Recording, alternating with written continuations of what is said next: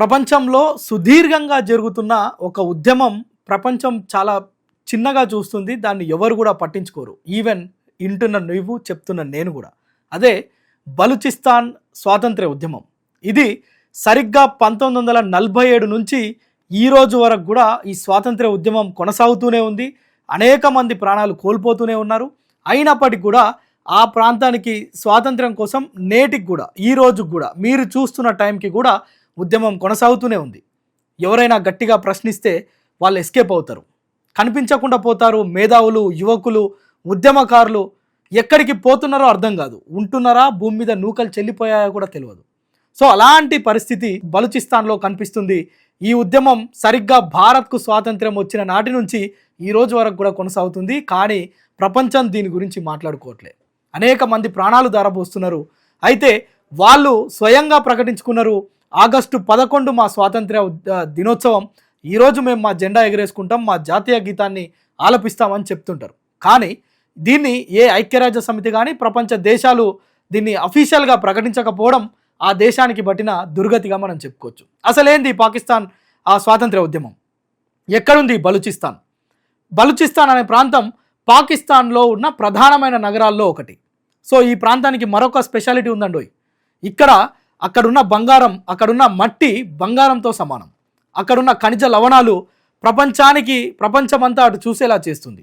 అన్ని రకాల రాగి, ఇత్తడి, ఆ భూమిలో లేని ఖనిజాలే లేవు. సో అందుకే పాకిస్తాన్ ఆ ప్రాంతాన్ని వదిలిపెట్టడం లేదు, ఆ ప్రాంతానికి స్వాతంత్రం ఇస్తలేదు. ఇక్కడ హైలైట్ విషయం మీకు ఒకటి చెప్పాలి.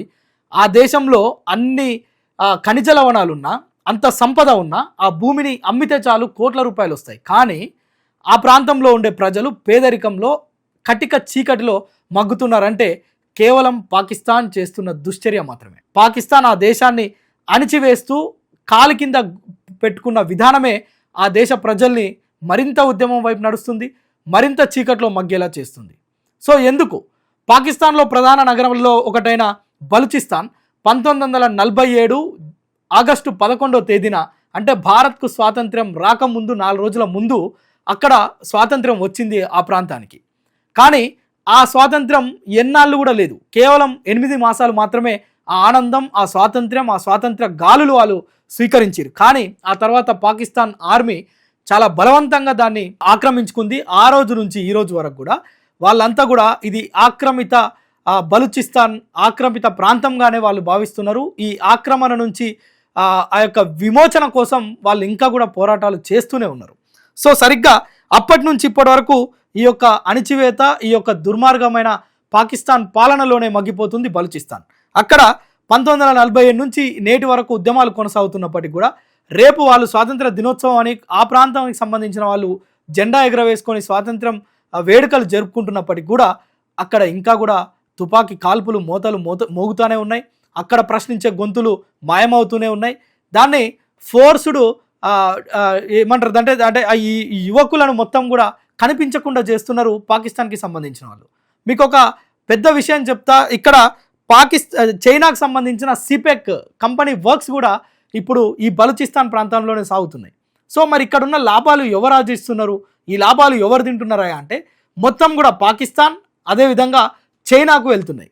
ఇక్కడున్న లాభాలు ఇక్కడ నుంచి వెళ్ళే ఖనిజ లవణాలు కావచ్చు, ఇక్కడికి వచ్చే ఆదాయంలో వచ్చే లాభం అంతా కూడా పాకిస్తాన్, అదేవిధంగా చైనా రెండు పంచుకొని సామ్రాజ్యాన్ని కొనసాగిస్తున్నాయి.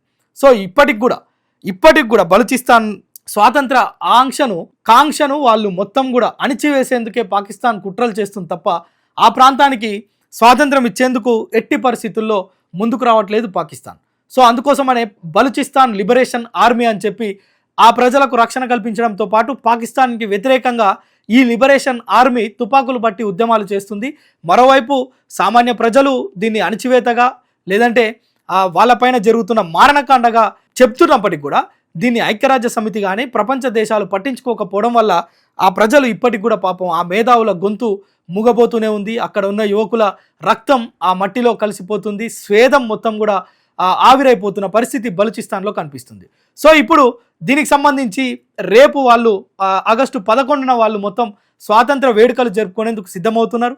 మరోవైపు వాళ్ళ జెండా అంటూ, వాళ్ళ జాతీయ గీతం అంటూ చెప్తున్నప్పటికీ కూడా దాన్ని ఏ దేశం కూడా అధికారికంగా ప్రకటించకపోవడం, ముఖ్యంగా పాకిస్తాన్ వాళ్ళని చూసి చూడనట్లు వదిలిపెట్టడం, లేదంటే వాళ్ళు సంబరాలు జరుపుకునేటప్పుడు కాల్పులు జరపడం, ఇవన్నీ ఈ అణచివేతకు గురవుతున్న బలూచిస్తాన్ నేటికి కూడా సుదీర్ఘ కాలం పాటు ఉద్యమాలు చేస్తూనే ఉంది. దీనిపైన ప్రపంచం దృష్టి పెట్టాలని బలూచిస్తాన్ ప్రజలు కోరుకుంటున్నారు.